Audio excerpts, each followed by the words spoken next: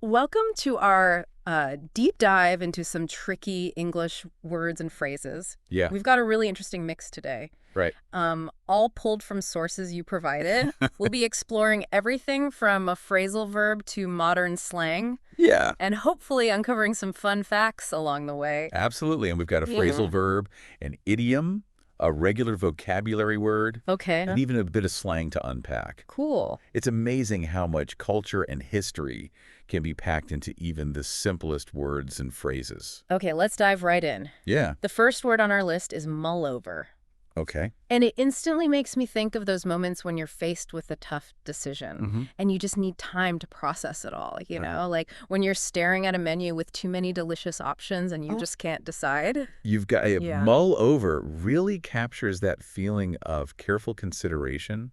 Yeah. It's about taking the time to weigh your But options, like it. think through the pros and cons, and let things settle in your mind before taking action. I can definitely relate to that. I'm the kind of person who needs to sleep on it Yeah, before making big decisions. But I've also noticed that sometimes mulling over can turn into procrastination. sure. Is there a way to tell the difference between productive deliberation and just delaying the inevitable? That's a great question. I think the key difference lies in whether you're actively engaging with the decision-making process Right. or simply avoiding it. Yeah. Productive mulling over involves gathering information, Uh-huh. exploring different perspectives, Yeah. and maybe even talking things through with someone you trust. Right. It's about moving towards a decision, even if it's a gradual process. Yeah. Procrastination, on the other hand, Okay. tends to be fueled by fear or anxiety. Mhm. It's about putting things off because you're afraid of making the wrong choice. So if you find yourself stuck in a loop of endlessly mulling over something, without making any progress, it might be time to ask yourself if you're truly deliberating or just procrastinating. Exactly. Yeah.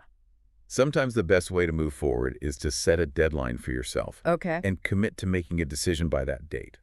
That makes sense. It can help to create a sense of urgency and prevent you from getting bogged down in endless deliberation. That's a great tip. Now let's shift gears and talk about an idiom that always paints a vivid picture in my mind. Okay. Beyond the pale. It sounds almost ominous, like something out of a Gothic novel. It does have a rather dramatic ring to it, doesn't it? Yeah. And the historical origins of the phrase Right. definitely contribute to that sense of drama. Yeah. You see, beyond the pale originally referred to the area outside of the Pale, Uh-huh. which was the English-controlled territory in Ireland back in the 17th century. I remember reading about the Pale in history class. Oh, yeah? It was considered the civilized safe zone, Hmm. while anything beyond its borders was seen as wild and lawless. Precisely so. Being beyond the Pale meant being outside of English law and order, Okay. and by extension, outside of acceptable behavior. Interesting. And that meaning has carried through to the present day, even though the historical context has faded. So even though most people probably don't think about the Pale when they use the phrase, that historical baggage is still lurking beneath the surface, adding to its intensity. Absolutely. And what's fascinating Yeah. is that the concept of acceptable behavior itself is constantly evolving. Right. What might have been considered beyond the pale a century ago Mm-hmm. might be perfectly normal today, and vice versa. It's true. It's a reminder that language is fluid and reflects the changing values of society. It makes you wonder what phrases we use today might seem completely outdated or even offensive to people 100 years from now. That's a thought-provoking question. Yeah. It highlights how language is constantly adapting Yeah. to reflect our changing understanding of the world. Okay. Speaking of adapting, let's move on to a word that describes something small and often overlooked: Okay. knickknacks. I'm curious, do you have any knickknacks in your home? Oh, I'm definitely a knickknack enthusiast. Okay, My shelves are full of little trinkets and treasures that I've collected over the years. cool. I have a particularly quirky ceramic frog that I picked up at a flea market. Oh, fun. It always makes me smile. It's funny how those little objects can hold so much sentimental value. Yeah. Knickknack itself is such a playful word, perfectly capturing their lighthearted and often whimsical nature. Right. But it's not the only word we use for these sorts of objects. Sure. Trinket, bauble, and curio all come to mind. Mm. Do you think there are subtle differences in how we use those words? That's interesting. I think trinket often implies something small and inexpensive, Yeah. while curio might suggest something a bit more unique or valuable. Mm-hmm. And bauble seems to emphasize the decorative aspect, maybe something shiny or sparkly. You're absolutely right. Those subtle shades of meaning enrich our vocabulary and allow us to express ourselves with more precision. Mm. It's a reminder that even seemingly simple words Right. can have layers of complexity. So the next time I'm admiring my ceramic frog collection, I'll be sure to choose my words carefully. Now, from charming trinkets to a modern-day phenomenon that can be quite, shall we say, unsettling. Oh boy. Let's talk about ghosting. Oh. Have you ever experienced this or know someone who has? Um, Welcome back. I don't know about you, yeah. but these words have really gotten me thinking about how much we take language for granted. Right. It's more than just a tool for communication. Uh, It's a reflection of culture, history, and even our own personal experiences. Absolutely. And I think that's what makes this deep dive so fascinating. Yeah. We're not just learning definitions. We're Right. exploring the nuances and layers of meaning that give these words their power. Exactly. Take mull over, for instance. Okay. It highlights the importance of careful deliberation. But it also reminds us that sometimes we need to set boundaries between thoughtful consideration and unproductive procrastination. Right. And then there's beyond the pale. Yeah. It's a phrase that's steeped in history, revealing how concepts of acceptable behavior have shifted over time and continue to evolve even today. It's a stark reminder that language isn't static. Yeah. It's constantly adapting to reflect the changing values and norms of society. And even something as seemingly simple as knick-knack can spark a discussion about the subtle differences between synonyms and how we choose the most precise word to convey our meaning. It's those subtle distinctions that allow us to express ourselves with nuance and creativity. Right. And then there's ghosting, Oh, yeah. a word that's become all too familiar in our digital age. Right. It speaks to the challenges of navigating relationships in a world where communication is often fleeting and impersonal. It's almost like we need a whole new vocabulary to describe the complexities of modern relationships. Perhaps we do. But even with these new challenges, I think there's something timeless about the human need for connection and the importance of treating each other with respect and consideration. Well said.